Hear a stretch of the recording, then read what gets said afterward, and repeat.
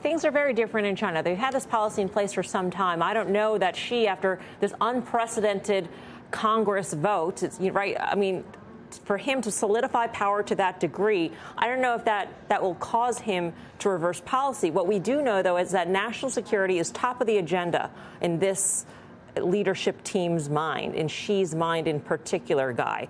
And we've been saying for a long time that China is just one lockdown away from mangling our supply chains once again. And I'll put out there either a lockdown caused by COVID or a lockdown caused by military law. Whatever the cause is, we can see a real disruption.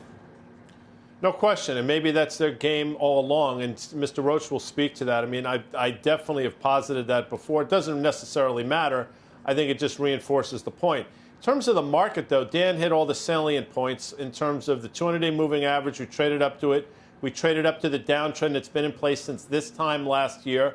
Every time the VIX has gone below 21 over the last 18 or so months, it's been an opportunity to sell stocks. All those things came into place. And, oh, by the way, you know, an inverted yield curve to the tune of 80 basis points, probably headed to 1%, is just not bullish. Again, I'm not an economist, but I'm smart enough to know that's not particularly bullish in a slowing environment. So what are you willing to pay for stocks? I think this rally mirrored what we saw in the summer. It's something we've talked about happening now since the middle of October.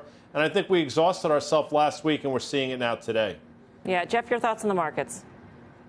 Yeah, so as he does, I think Guy mentioned a lot of really important things. And I think the yield curve is one of these things that we ignore sort of at our own peril here. I mean, it's the deepest yield curve inversion we've seen in the last 40 years. And if you go back and look, history is littered with these really sharp equity rallies with inverted yield curves that ultimately don't stick. And one of the things I can't help but focus on is that since the October low, Google, Amazon, Tesla, all negative.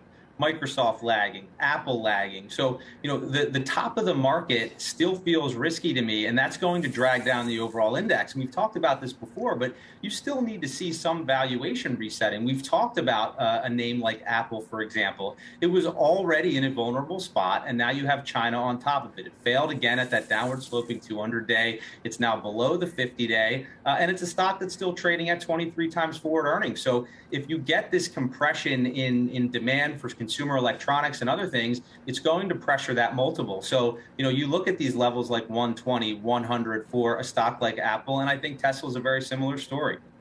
Yeah, Dan, I mean, how much more should we go lower, that is, when it comes to these big cap tech names in order to reach a sort of equilibrium? I think to the point, you know, Microsoft, Apple, Google, Amazon, Tesla, the 5 largest tech stocks in the market, 5 largest stocks in the market, they all guided down for the quarter that we're in right now. So if you think that we're not going to kind of retest some lows in the broad market, then those stocks are a buy. But I actually think they're probably going to lead us to a retest of the lows when we finally do have a bunch of strategists kind of throw in the towel on 2023 earnings. And one of the big reasons is that ex-energy, we know that S&P earnings have not been particularly good this year. They would have been down. Now, you could say, well, you know, we can't prove that counterfactual, what would have happened otherwise. But we also know that the disconnect between where the commodity of crude is and where energy stocks are, if you look at the XLE, large integrated, and the OAH, which is the oil services names, they've made up a good part of whatever gains we're going to have in 2022.